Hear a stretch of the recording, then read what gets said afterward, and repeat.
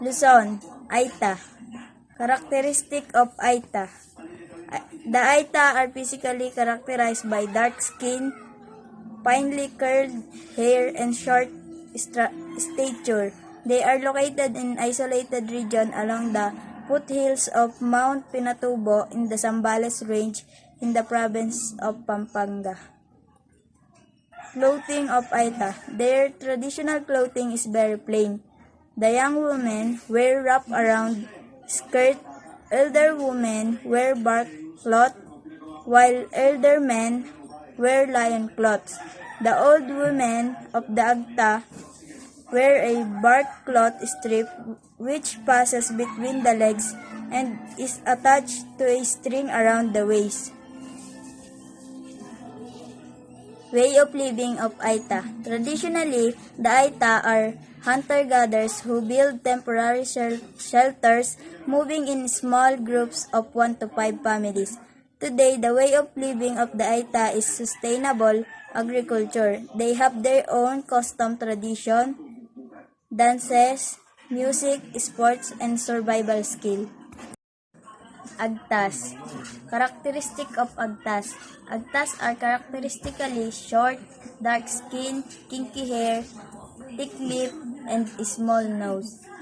Traditions, clothing, and way of living of Agtas. Their traditional clothing is tapis or skirt for women and bahag or breech cloth for men. Yung mga breastfeeding mothers wear uban, a piece of fabric slang from the shoulder. Most men scarce their bodies using various designs that have been passed down to them by their ancestors. Today, most of Agtas have abandoned their tribal attire for civilized clothes. Ang mga tradisyonal na bahay ng Agtas ay itinatayo sa mga kumpol at ginagawa mula sa mga katutubong materyales tulad ng kawayan, kahoy, talahib or kugon, dahon ng niyog at balat ng abaka. Ang Agtas, as young as 14, married the partner na pinili ng kanilang mga magulang. Pangangaso ang kanilang mga pangunahing paraan ng pamumuhay. Gumagamit sila ng matulis na patpat na tinatawag na galod, to kill bird, ligaw na usa, unggoy, at baboy ramo. Ipinagpalit ng Agtas ang bahagi ng karne at ilan mga produktong kagubatan para sa starchy na pagkain at iba pang kalakal sa mga kalapit na magsasaka. Ang kanilang iba pang tradisyonal na pamamaraan ng pangkabuhayan ay pagsasaka at pangingisda. Today, however, many Agtas takes on seasonal jobs such as copra and charcoal making and gold panning. The Agtas worship the spirits of their ancestors or anitos. Their rituals include dances and a depiction of hunting movements. They have no formal leaders. The old males in their community only serve as consultant for arbitration purposes. Bontok. Before the Spaniards came, the Bontok practiced a religion centering on ancestral and nature spirit. They had highly developed social and political organizations. The Spaniards described them as muscular, light-skinned, and strong. They were moreover crafty and astute. They practiced tattooing. Sa clothing, both men and women traditionally covered their bodies with tattoos, although the men were only allowed to after having killed enemies in intertribal conflicts. Women wear bright red hand-woven skirts and use distinctive pieces of snake skeleton as hairpieces. Today, many of the Bontoc cultures and traditions are rarely practiced and slowly disappearing. Oral traditions. Oral tradition tells that the lumawig ulit. Oral traditions. Oral tradition tells that Lumawig instilled 5 great lessons to the Bontoc people, namely, number 1, a man must not steal. Number 2, one should not go sheep. Number 3, men and women must not commit adultery. Number 4, must be temperate in eating and in drinking alcoholic drinks. And number 5, all of people must live simple and industrious lives. Gadang. Their name derives from a combination of ga means heat and dang means burn. Hence, they have a darker complexion compared to the other people of the Cordilleras.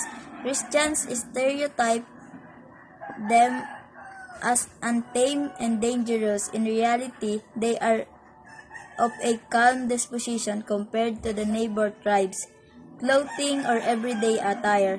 They have a penchant for decorating their clothes with beads, shells, buttons, and coins, sometimes covering significant portion of the clothing with ornamentations. Everyday attire, on the other hand, is simple, as evidenced by the men who don G-string either in the homes or fields, but don a pair of pants over their lion cloths when going to town. For ceremonies, men slip into lion coats.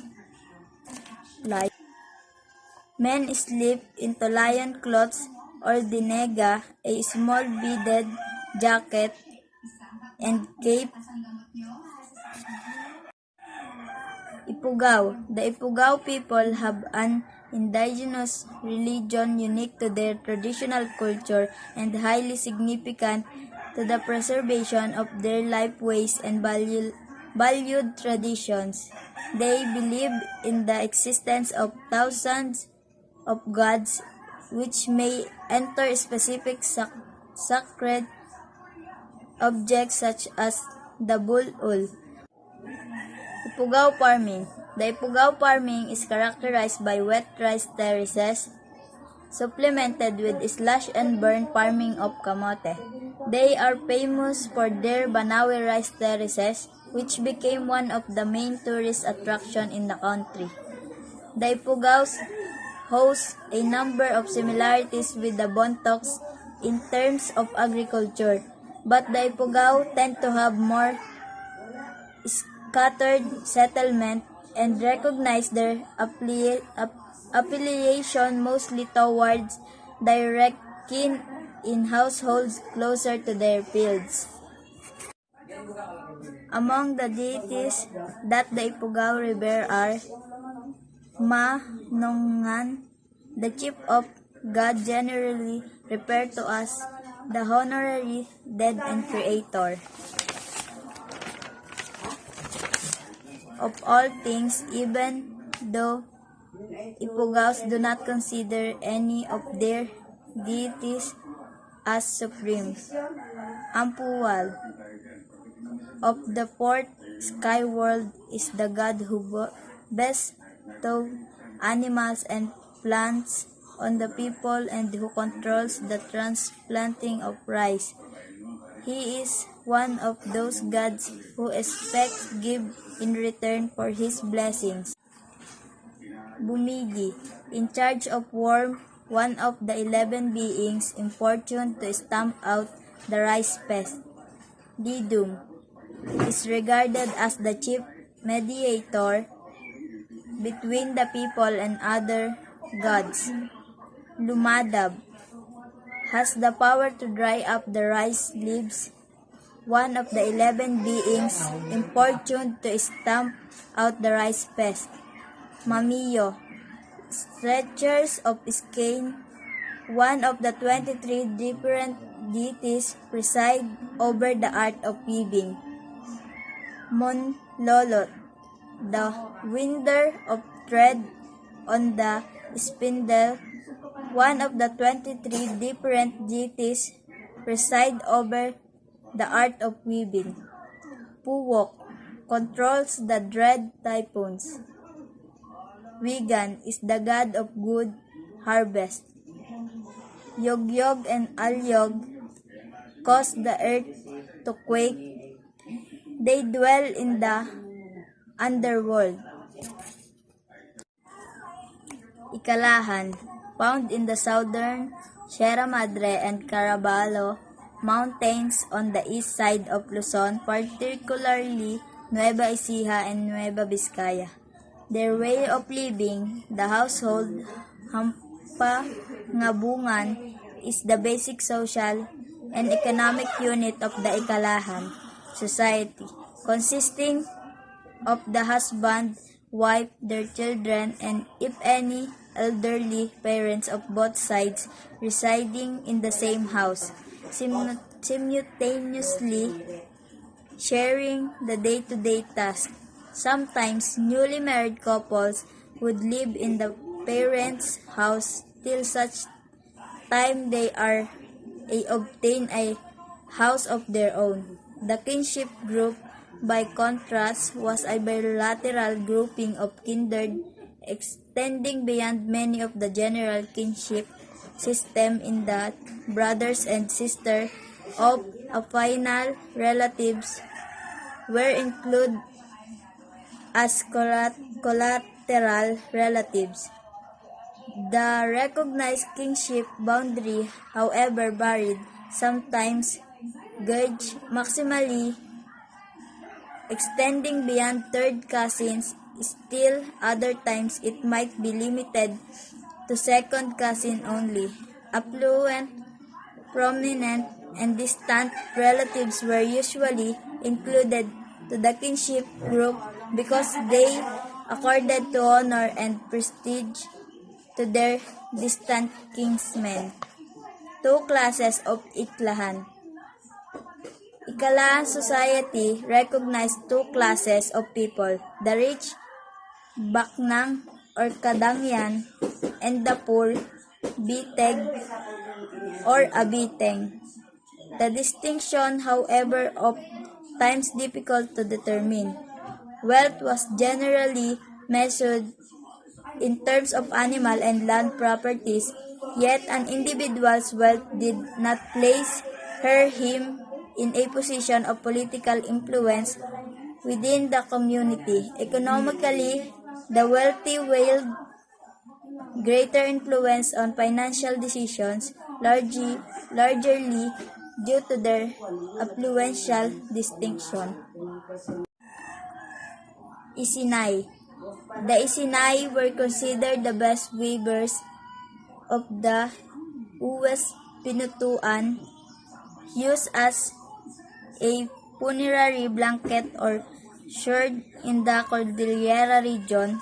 As such, it was the most prestigious blanket among the various ethnic groups in northern Luzon, thus the most sought after by affluent members of this group, struggle for the survival of their own communities. Severely endangered language. A call and movement for their severely endangered language. Right now, there are 3 variations of the Isinay language spoken in each municipality. The Isinay need a closer look into the development of steps to keep their language from extinction. As the language and culture of the communities fight for survival, there are local associations who have welcomed this challenge. Isinay organizations help build and save the threatened language as well as their traditions. In addition, some smaller associations and even individuals are trying to get the heart of the group's problem of decreasing population. Moreover, if the Isenay continue speaking their language to share their stories, there is a chance of saving their entire culture. Sneg. The Snag people who also referred to as the Sneg and Apayao are an Austronesian ethnic group native to Apayao province in the Philippines, Cordillera Administrative Region. Their native language is Sneg, also called Isnag, although most of Snag also speak Ilocano. With their way of living, the Sneg settlements are mostly along the river, but they do farming up the hills at the certain times of year. Their villages are small and houses, close together for security and companionship. The traditional house sits on 4 large wooden posts and has colorful adornment. There are 2 important rituals that bind the Sneg. Siam is a feast celebrated by an affluent Sneg family, usually accompanied by winning, eating, and dancing. In contrast, Pildap is celebrated by the poorer members of the tribe when a family transfers to the another place or when someone seeks healing. Itneg. Among the deities of the Itneg pantheons are Bagatuluyan is the supreme being and creator of the world. He lives and rules the celestial realm, directing its activities. Apadel or Kalagang is a deity who known to be the guardian and dweller of the spirit stone called Panaing, which play an important role in the spiritual world of the Tinguian, of various size and shape. The Panaing is usually found in spots marked out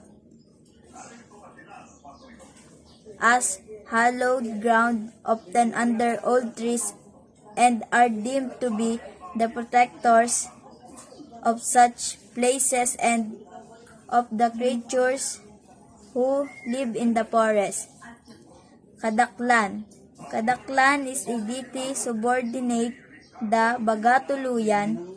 He is a friendly spirit who teach the Tinguian how to pray, harvest their crops, ward off evil spirits, and overcome bad omens and cure sickness. Makaboteng, one who frightens, a benevolent spirit who dwells the natural surroundings, believed to the guardian of the deer and the wild pigs. Way of living and livelihood of Itneg.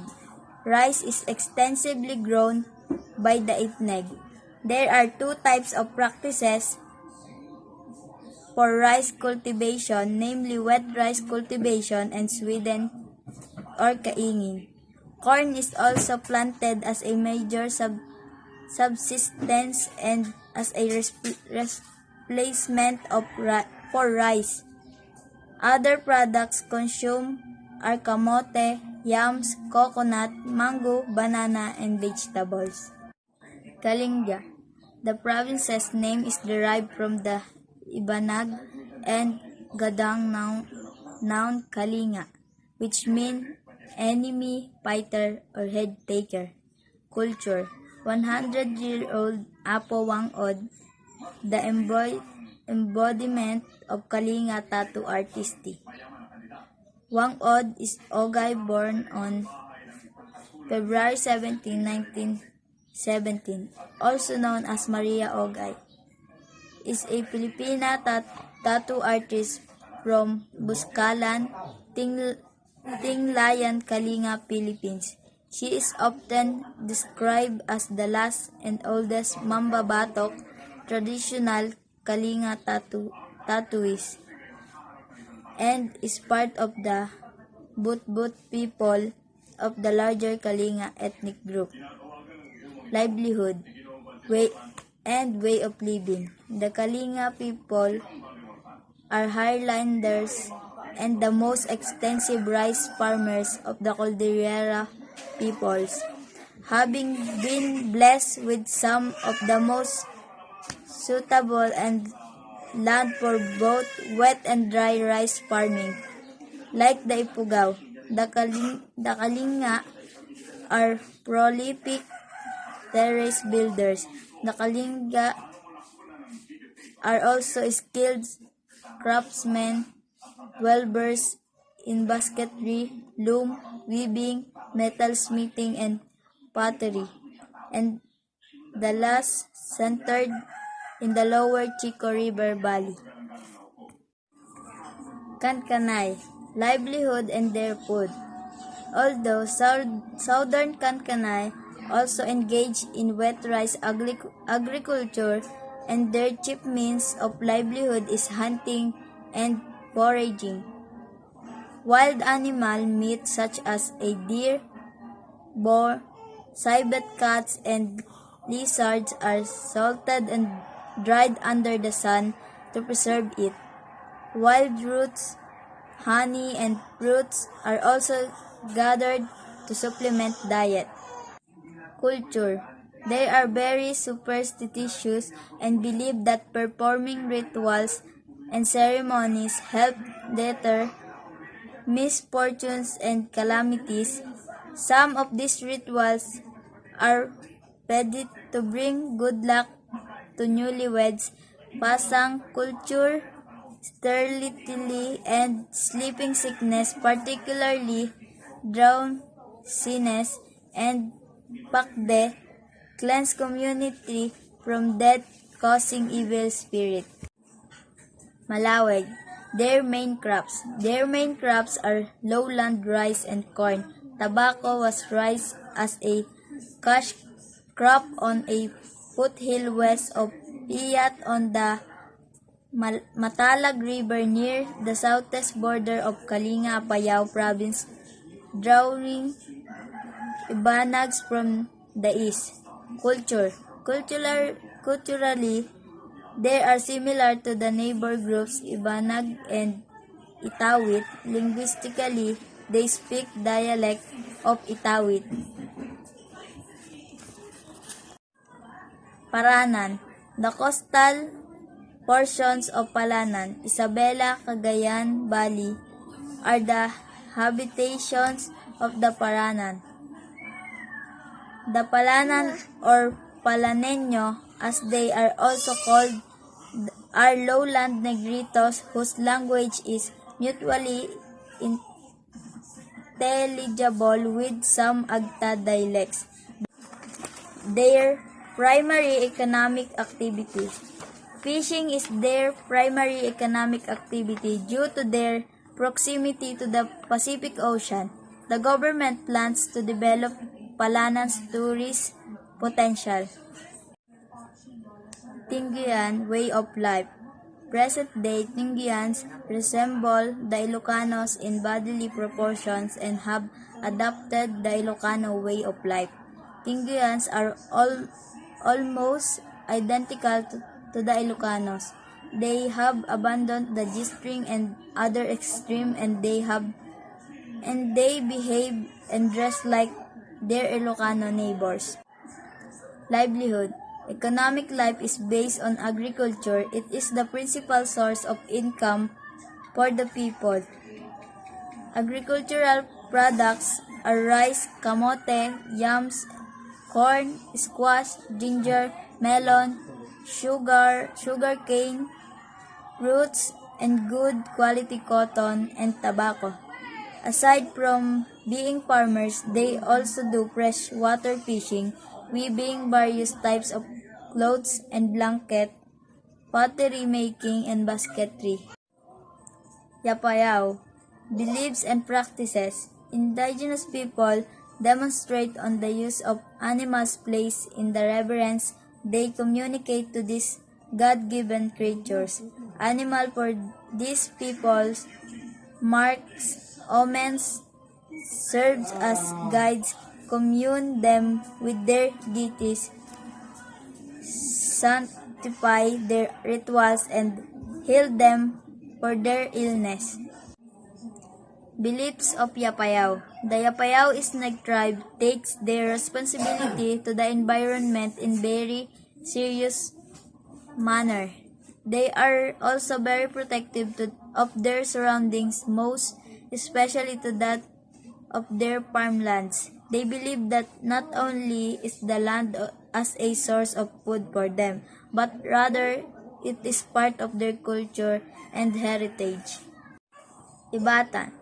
Culturally, the Ibatans have been influenced by the climate of Batanes, oftentimes exposed to high risk of agricultural disruption. They adopt strategies that ensure their survival. Due to the frequency of typhoons and drought, they planted crops that were more resilient to the destructive force of the environment. These include yam, sweet potato, taro, garlic, ginger, and onion.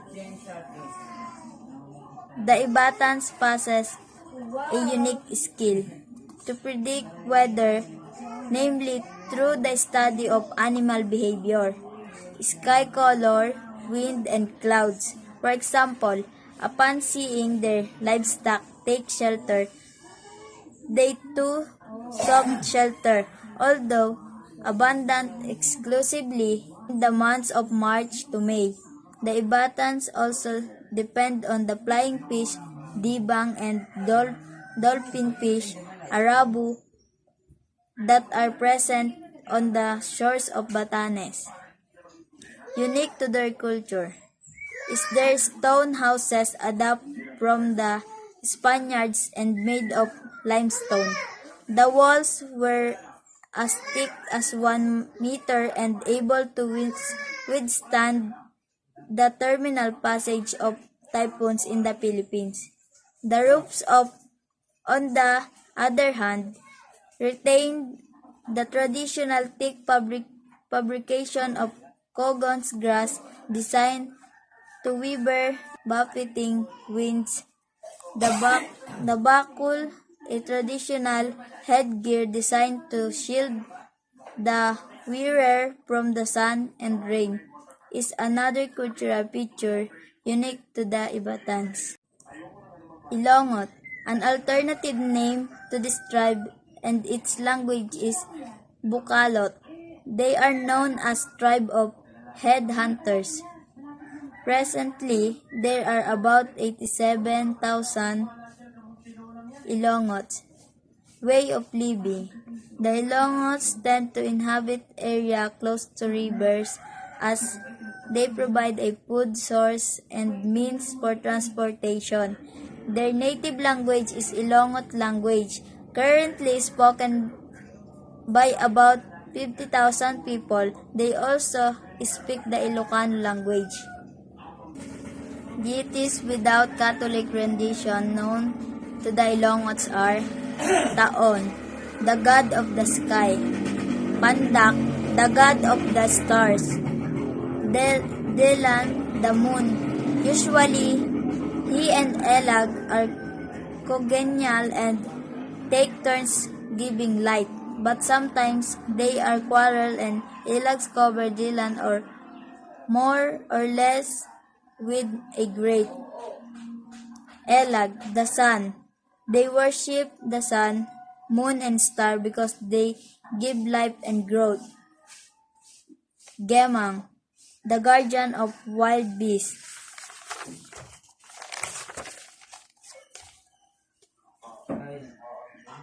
Keat, the god of lightning. Kidi, the god of thunder. Lampong, the dwarf sharp of the wild animals. Oden, the rain worship for its life-giving water. Balangao. The Balangao tribe inhabits the barangay of Balangao in Natonin Mountain Province, Philippines. Their livelihood. The Balangao tribe focuses primarily on farming, which is performed either in rice terraces or on lands that were cleared by fire. At present, many of the younger generation on the tribe have gained education and are exposed to modernization, changing the once traditional society of the tribe. Language. The language of tribe is also called Balangao.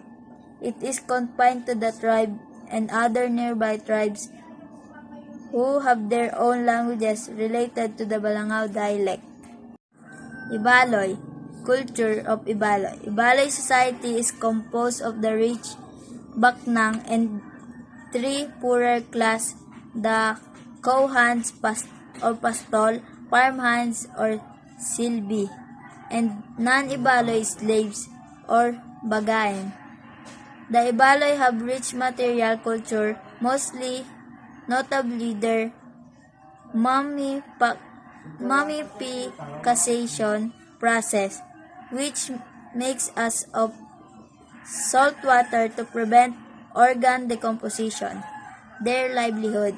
The Ibaloy are mostly an agricultural people who cultivate rice in terraced fields. Many contemporary Ibaloy have integrated into the mainstream Filipino culture. In 1975, the Ibaloy's population was about 89,000. The Ibaloy traditionally practice mummification of the main source of living in Ibaloy. Farming is the main source of living, but the area is vulnerable to drought. Igorot. Characteristic of Igorots. They are large in stature, have mongoloid eyes, aquiline nose, and they are effective farmers. They are referred to themselves as Ikneg, though the Spaniards called them Tinguyan when they came to the Philippines because they are mountain dwellers.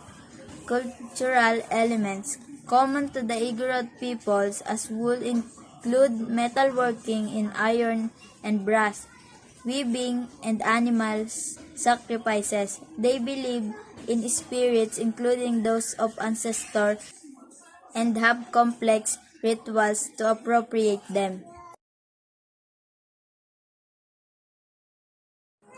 Mindoro. In Mindoro, number 1 is Iraya. The Iraya are usually not concentrated in just one specific area. They live in various barangays of a municipality. Their population in Porto Galera, Northwest Mindoro is typical example Barangay Baclayan, which is about a 1-hour walk from Santo Niño, has around 600 Iraya. The barangay has a health clinic and a school and very active community. Livelihood. Many Iraya in Porto Galera area come down from the mountains and join the town's Christmas season festivities. They sell their handicrafts and trade with the other locals for food and goods. The diet of Iraya. The diet of Iraya consists mostly rice, banana, beans, papaya, corn, squash, sweet potato, and other root crops. Number 2 is Alangan or Alahan. Characteristic and way of living. The Alangan Mangyans inhabit a wide area around Mount Halcon, northern Mindoro Islands. Some Alangans can be found in the Lantuyan and Paitan settlements near in the midway point of the Dulangan River. The Alangan are of medium build. They have round faces, straight and long hair, and dark complexion. Their teeth are often black from chewing betel nuts. The Alangan economy is based primarily on upland agriculture or the kaingin system or slash and burn method. Alangans make new Sweden site every year or two. Hanunuo, language of Hanunuo. The Hanunuo inhabit southern Mindoro Islands, particularly in the towns of Mansalay and San Pedro. Their language is known as Hanunuo Mangyan or simply Mangyan. Unlike many other Filipino languages, Hanunuo Mangyan has a written script so that many members of the tribe can read and write.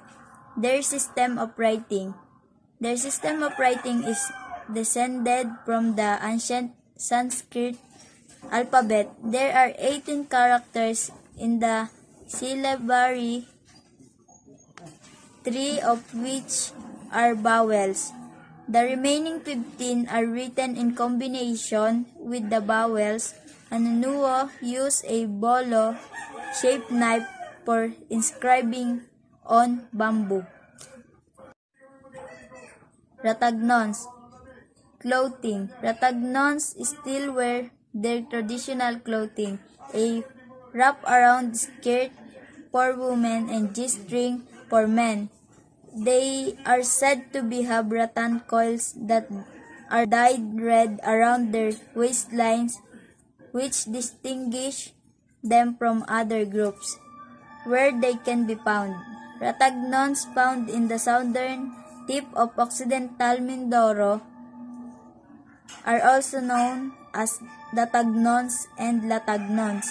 It believes that they are not original settlers of Mindoro since their language is more similar to Cayunon, a language in Palawan. Buhids, language and way of writing. Buhids have a language and an indigenous Brahmic script that is closely related to Baybayin. In fact, the Buhid script is included the Unicode font listing as Black Buhid. Mangyans write their language using this script, which is divided into Eastern and Western dialects. Buhids use knives to write on bamboo slivers and record their lyrical poetry called ambahan or urukay. Culture and where Buhids are known. Instruments such as guitars, fiddles, flutes, and Jew's harps are used as accompaniment when an ambahan is performed.